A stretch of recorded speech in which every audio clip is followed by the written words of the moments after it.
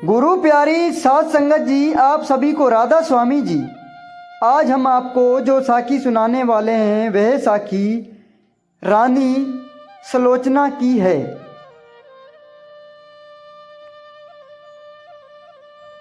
तो चलिए शुरू करते हैं हमारी आज की साखी। यूं पीसने वाला एक चक्की का मालिक अब अपने बुरे दिनों के कारण बड़ी ही गरीबी में अपना जीवन बिता रहा था, क्योंकि अब उसकी चक्की पर कोई गेहूं पिसवाने के लिए नहीं आता था। गरीबी के कारण वह अपने पत्नी और अपनी बच्ची के लिए 2 वक्त की रोटी भी नहीं जुटा पा रहा था। आटे की चक्की के पीछे एक सेब का पेड़ था, उसके साथ उसका टूटा फूटा सा घर भी था। अपने 2 वक्त की रोटी के लिए अब उसे जंगल में जाकर लकड़ियां काटनी पड़ी थी।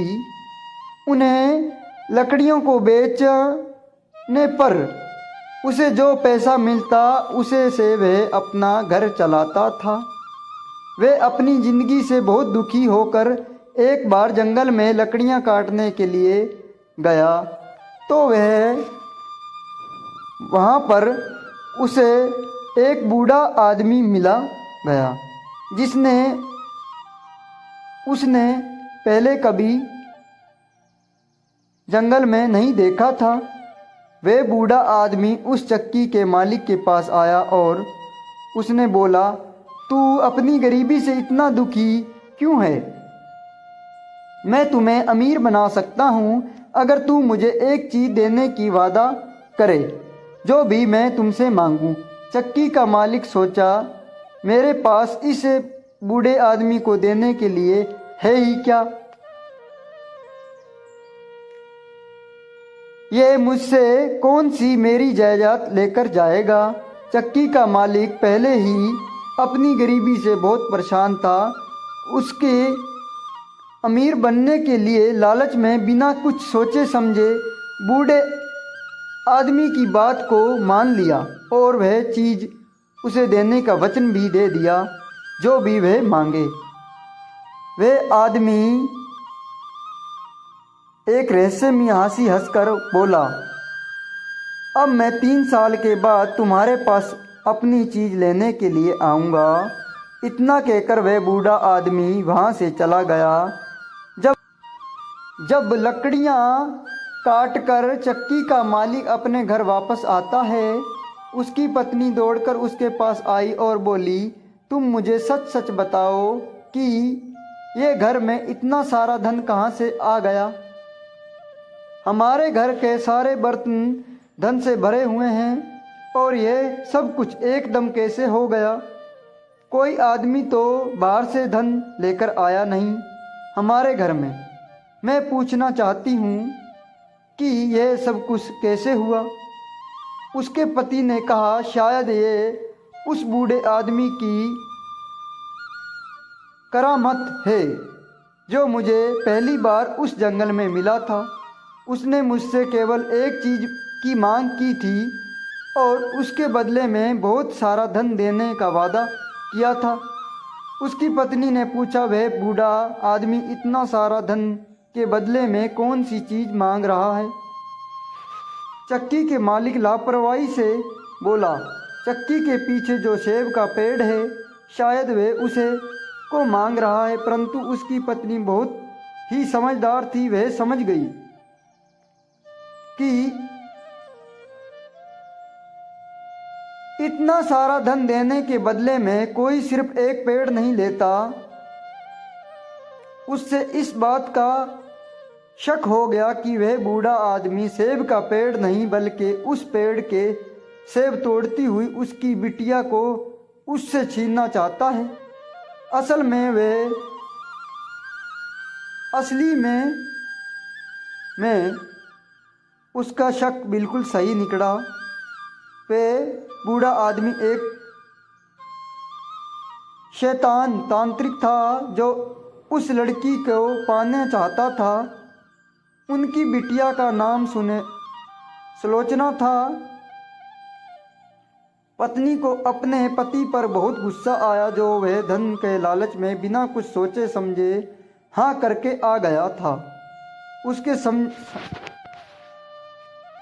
उनकी समझ में यह नहीं आ रहा था कि वह अपनी बच्ची को बचाने के लिए क्या करें।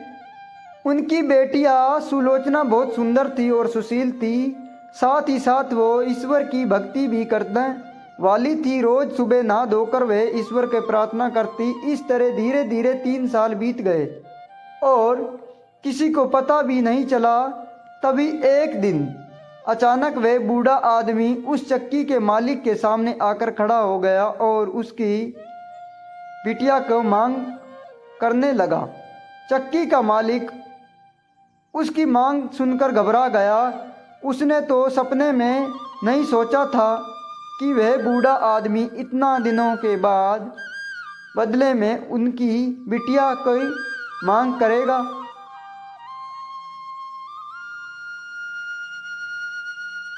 जब वह अपनी बिटिया को बुलाने के लिए पहुंचा तो वह ईश्वर की पूजा कर रही थी।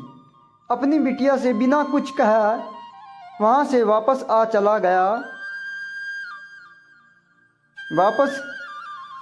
चला गया और उस तांत्रिक बूढ़े आदमी के पास आकर बोला, मेरी बिटिया अभी पूजा कर रही है, तुम कल आकर उसे ले जाना।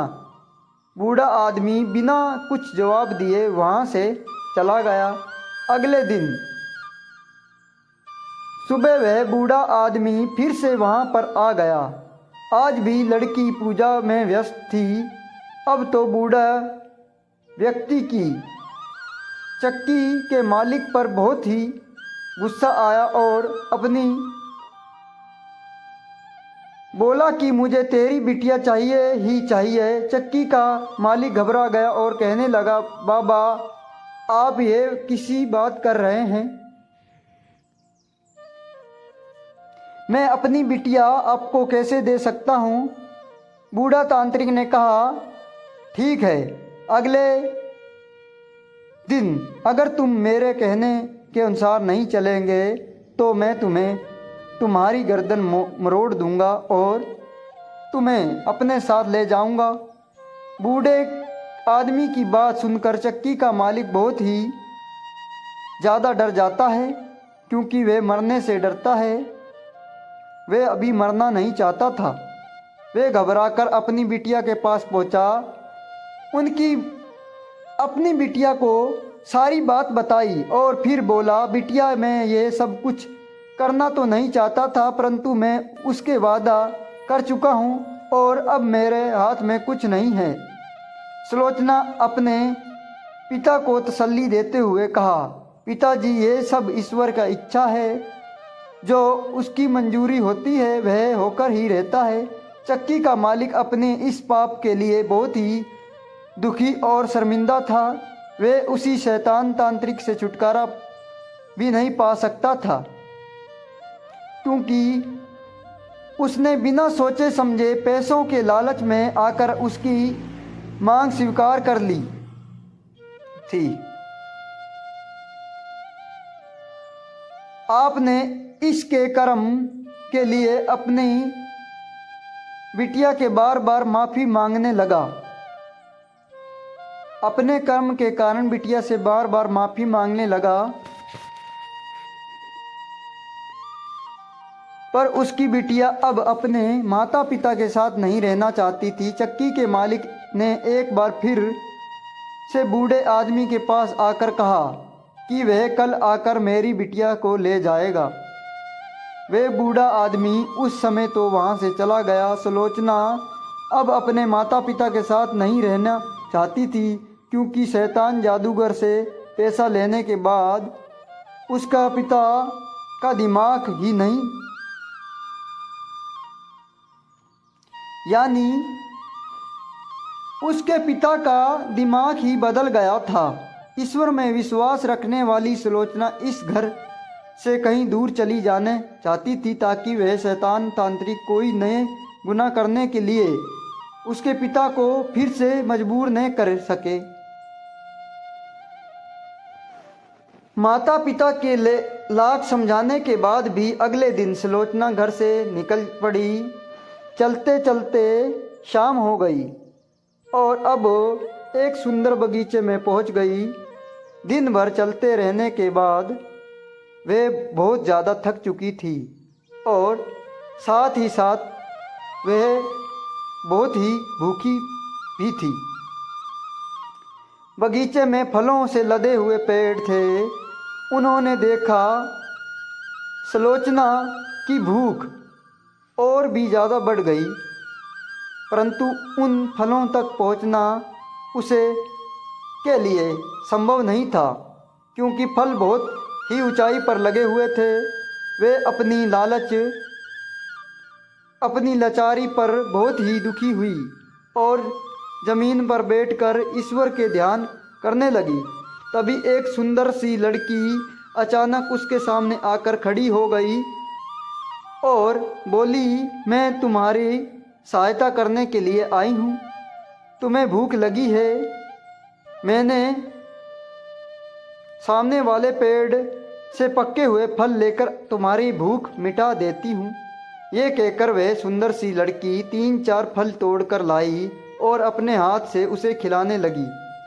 उस बगीचे के मालिक ये सब कुछ देख रहा था। डर के मारे वह चुपचाप था, बिल्कुल चुप था। उसे लगा कि अवश्य यह कोई भूत प्रेत का साया है जो बाग में घुस आया है। लड़की की भूख जब शांत हो गई तो उसने उस देवी को जैसी लड़की को अपनी हृदय से धन्यवाद किया और वह से उठकर झाड़ियों में छिपकर सोने के लिए चली गई। अगले दिन जब उस बाग का मालिक, जो कि एक सुंदर सा राजकुमार था, उस माली के पास पहुंचा तो माली ने उसे वह अनहोनी घटना कहा सुनाई, परंतु राजकुमार को उनकी बात पर विश्वास नहीं हुआ, क्योंकि आज तक उन्हें इस बाग में कोई भी भूत प्रेत नजर नहीं आए थे। उसे लगा कि माली अवश्य ही कोई सपना देखा होगा, परंतु माली तो अपनी बात पर अटल था। उसने अपनी दोनों आंखों से सब कुछ जो देखा था। राजकुमार बोला, ठीक है, आज रात को मैं भी तुम्हारे साथ इस बगीचे में छिपकर देखूंगा कि सचमुच कोई भूत है या नहीं। ये सारा दिन तो सुलोचना चुपचाप घनी झाड़ियों में छिपकर बैठी रही। जैसे ही थोड़ा अंधेरा होने लगा तो वह झाड़ियों से निकलकर फलों के पेड़ के पास पहुंची और ईश्वर पर प्रार्थना करने लगी कि तभी वह कल वाली सुंदर सी लड़की 3-4 फल लेकर उसके पास पहुंची और अपने हाथों से उसे खिलाने लगी। जैसे ही फल खत्म हुए वैसे ही राजकुमार, जो कि माली के साथ एक बड़े से पेड़ के पीछे छिपा हुआ था, झट से बाहर आया और बोला, तुम कौन हो? तुम दोनों इस दुनिया के लोग हो या किस दुनिया के हो? सुलोचना एक अजनबी को देखकर डर गई और वह गिड़गिड़ाती हुई बोली, मैं इस दुनिया में एक अभागी लड़की हूँ। आज ईश्वर के अलावा सब ने मुझे इस संसार में अकेला छोड़ दिया है। राजकुमार उस लड़की के नज़दीक पहुंचा तो दूसरी सुंदर सी लड़की वहां पर नहीं थी, केवल सुलोचना ही थी वहां पर बैठी हुई थी। राजकुमार ने देखा कि सुलोचना बहुत ही सुंदर थी। राजकुमार को उस पर दया आ गई और उसने उसे अपने साथ राजमहल में ले जाने के लिए कहा। राजमहल में ले गया, यानी उसमें सुलोचना को अपने माँ से मिलवाया और अपनी माँ के कहने पर राजकुमार ने सुलोचना से शादी कर ली। ईश्वर की अटूट विश्वास रखने वाली सुलोचना अब इस महल की रानी बन चुकी थी और उसके जीवन में खुशियाँ एक बार फिर आ गई थी। कुछ दिनों के बाद राजकुमार को एक पत्र एक यात्रा के लिए दूसरे देश जाना पड़ा। वह अपने पत्नी को अपनी माँ के देख रेख में छोड़कर चला गया। कुछ दिनों के बाद सुलोचना ने एक बहुत ही सुंदर बेटे का जन्म दिया। राजकुमार की माँ ने एक दूत के हाथों ये खुशखबरी लिखकर चिट्ठी के रूप में अपनी बेटे के पास भेजी। रास्ते में वह दूत थक गया और आराम करने लगा। एक पेड़ के नीचे लौट गया। तभी वहाँ धूर्त तांत्रिक जो कि उन पर नज़र बनाए रखा हुआ था, वे वहाँ पर पहुँचा और उसने चुपचाप वह चिट्ठी बदल दी और दूसरी चिट्ठी दूत के जेब में रख दी, जिसमें लिखा था कि राजकुमार की पत्नी ने अपने अपंग बालक को जन्म दे दिया है। राजकुमार ने जब वह खत पढ़ा तो उसकी खुशी के बजाय बहुत ही दुख हुआ। उसने सोचा कि चलो कोई बात नहीं, बाद में वह अपने बच्चे को इलाज करवा लेगा और उसी ठीक कर लेगा। उसने अपनी माँ को खत में लिखा कि घबराना की कोई बात नहीं है। ये तब तक उन दोनों की सेहत का पूरा ध्यान रखे जब तक कि वह वापस लौट कर न आए। जब दूत लौटते समय अपने पहले वाले स्थान पर आराम करने के लिए लौटा तो उसे नींद आ गई और इसी बीच एक बार फिर से वह शैतान बूढ़ा तांत्रिक चिट्ठी को बदलने देता है कि इस बार उसने चिट्ठी में लिखा था, माँ मेरी पत्नी और मेरे बेटे को जान से मार डालो।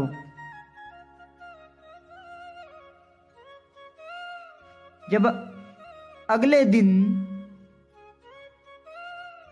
दूत ने वह चिट्ठी राजमाता को दी तो वह उसे पढ़कर हैरान रह गई कि उसका बेटा इतना निर्दयी कैसा हो गया है, जो अपने ही बेटे और अपनी पत्नी को मरवाना के लिए लिख रहा है।